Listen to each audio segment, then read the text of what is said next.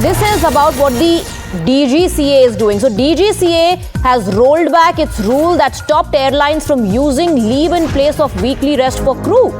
So DGCA has rolled back the FDTL rule. This is big. Hina is joining us on the broadcast with more details. The change is effective immediately. Indigo cited this as a reason, sought relaxation, said that the situation will be normalized, Hina, till February 2026. And now DGCA has rolled back the FDTL rule.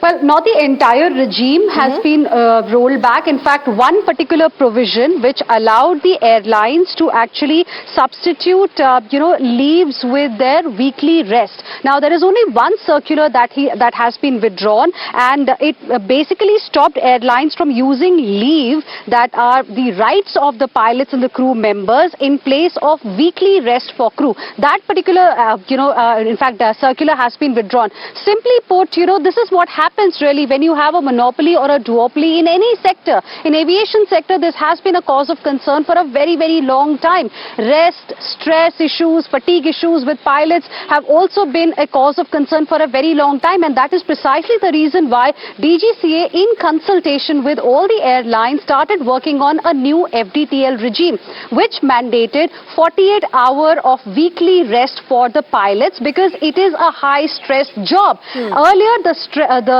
rest period was 36 hours. It was increased to 48 hours, and a few other changes were brought in as well. But we saw what happened in the last 4 days, how it became a nightmare for the passengers, and because of one airline. Yesterday, the representatives of that airline go to the minister, explain to the Minister of Civil Aviation that yes, we messed up, and look what we are now getting in return. One of the important points in this entire regime has been rolled back. The question really is, why is this happening? Why is Indigo as an airline not being really questioned? I mean, it's got a market share. Not just question, but what about action? They can't just say we messed up and leave the passengers to bear the brunt of it.